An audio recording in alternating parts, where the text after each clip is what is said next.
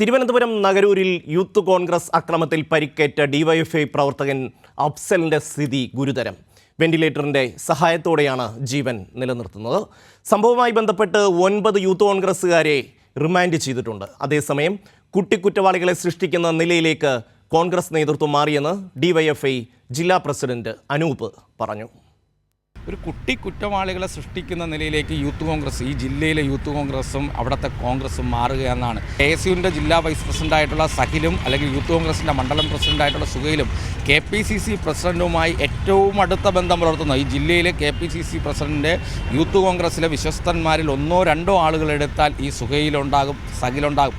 അതുപോലെ തന്നെ VD സതീശനുമായി, കേരളത്തിൻ്റെ പ്രതിപക്ഷ നേതാവുമായി ബന്ധപ്പെട്ട് ഏറ്റവും അടുത്ത ബന്ധം, ഈ 2 ആളുകളുമായി ഒരേ സമയം ബന്ധം നിലനിർത്തി പോകാൻ വേണ്ടി കഴിയുന്നത് ഈ ജില്ലയിലെ KSUവും യൂത്ത് കോൺഗ്രസും നടത്തുന്ന അക്രമ സമരങ്ങൾക്ക് നേതൃത്വം കൊടുക്കാനും അക്രമത്തിന് നേതൃത്വം കൊടുക്കാൻ വേണ്ടി ഒരു ടീമിനെ തന്നെ വാർത്തെടുത്ത് നഗരത്തിൽ കൊണ്ടുവന്ന അക്രമ പ്രവർത്തനങ്ങൾക്ക് നേതൃത്വം കൊടുക്കാനും ഈ 2 ആളുകളുടെയും പങ്ക് വലുതാണ്. അപ്പോൾ ഇതിൽ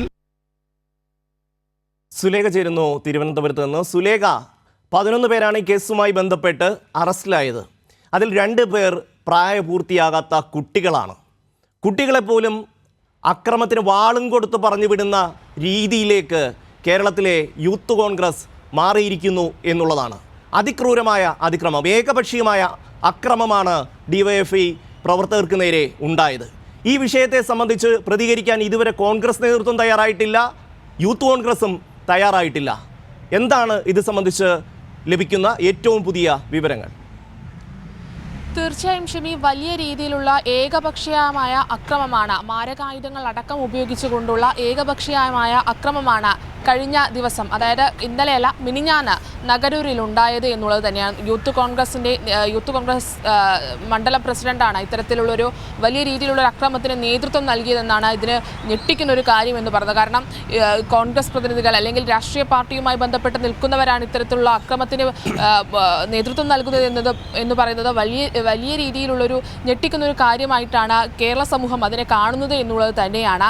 സംഭവത്തിൽ നിലവിൽ ഇപ്പോൾ 11 പേരാണ് ഈ സംഭവവുമായി ബന്ധപ്പെട്ട അറസ്റ്റിലായിട്ടുള്ളത്. അതിൽ നേരത്തെ ഷമി പറഞ്ഞതുപോലെ തന്നെ 2 പേർ പ്രായപൂർത്തിയാകാത്ത അവരാണ്. 18 വയസ്സിന് താഴെയുള്ളവരാണ് 2 പേര് എന്നുള്ളതാണ്.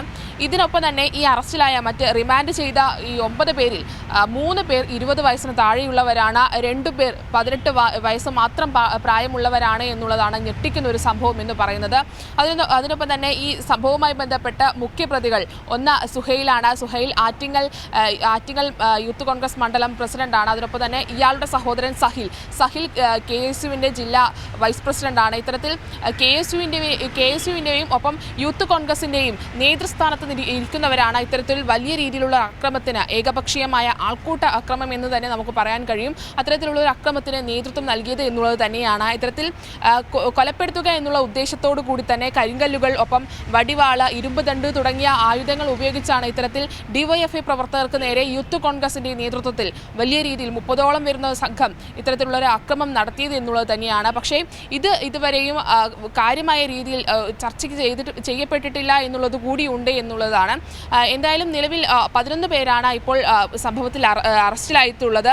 ഈ യൂത്ത് കോൺഗ്രസിന്റെ മണ്ഡലം പ്രസിഡന്റ് എന്ന് പറയുന്ന സുഹൈൽ, അത് KPCC പ്രസിഡന്റ് K സുധാകരന്റെയും ഒപ്പം പ്രതിപക്ഷ നേതാവ് VD സതീഷിന്റെയും അടുത്ത അനുയായി എന്നുള്ളത് തന്നെയാണ്. അതുമായി ബന്ധപ്പെട്ടുള്ള ചിത്രങ്ങൾ അടക്കമുള്ള കാര്യങ്ങൾ നേരത്തെ തന്നെ പുറത്തു വന്നതുമാണ്. ഇത്തരത്തിൽ ഈ നേതാക്കളോട് വലിയ രീതിയിൽ ബന്ധം പുലർത്തുന്ന ഒരാളാണ് സുഹൈൽ. അയാളുടെ സഹോദരൻ സഹിലും ഇത്തരത്തിൽ നേതാക്കളോട് വലിയ രീതിയിൽ ബന്ധം പുലർത്തുന്ന ഒരാളാണ്.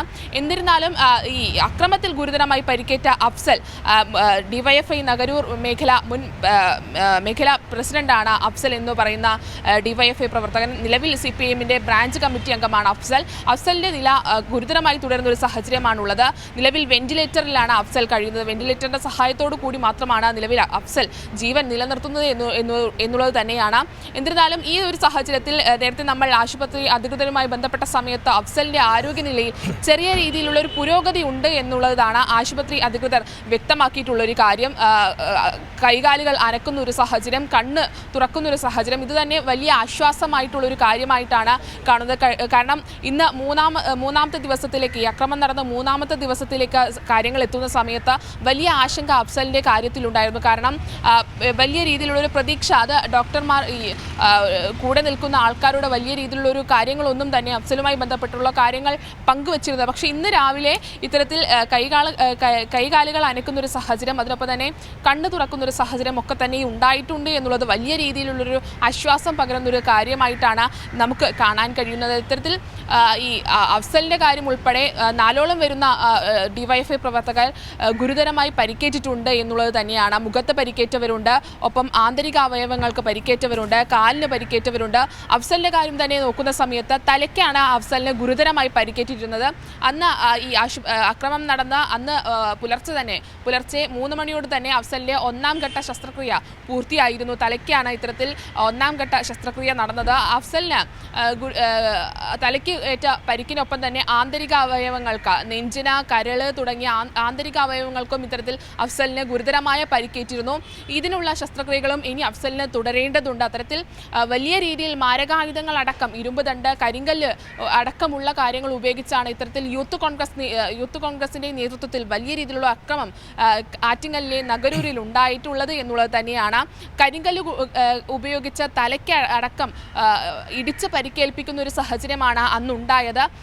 ഈ ഒരു സാഹചര്യം വേണ്ടത്ര രീതിയിൽ മാധ്യമങ്ങൾ കൈകാര്യം ചെയ്തിട്ടില്ല എന്നുള്ളതാണ് നേതാക്കൾ പറയുന്ന ഒരു കാര്യം. കാരണം യൂത്ത് കോൺഗ്രസിൻ്റെ അല്ലെങ്കിൽ ഈ ഇടതുപക്ഷത്തിൻ്റെ ഭാഗമായി നിൽക്കുന്ന സംഘടനകൾക്കപ്പുറത്ത് മറ്റാർക്കെങ്കിലും ഇത്തരത്തിലുള്ളൊരു അപകടം സംഭവിച്ചിരുന്നെങ്കിൽ അത് വലിയ രീതിയിൽ ചർച്ച ചെയ്യുന്ന ഒരു സാഹചര്യം കേരളത്തിൻ്റെ മാധ്യമങ്ങൾ സ്വീകരിച്ചിരുന്നു. പക്ഷേ ഇത് ഡിവൈഎഫ്ഐ പ്രവർത്തകർക്ക് ആയതുകൊണ്ട് മാത്രം ഇത് ചർച്ച ചെയ്യപ്പെടാതെ പോകുന്ന ഒരു സാഹചര്യം ഉണ്ടായിരുന്നു. അതിനൊപ്പം തന്നെ ഈ സംഘർഷം ആദ്യം വാർത്ത വരുന്ന സമയത്ത് ഇത്തരത്തിൽ യൂത്ത് കോൺഗ്രസ് ഡിവൈഎഫ്ഐ സംഘർഷം എന്ന് പറഞ്ഞ് ഇതിനെ ചുരുക്കി പറയുന്ന ഒരു സാഹചര്യമാണ് ഉണ്ടായത്.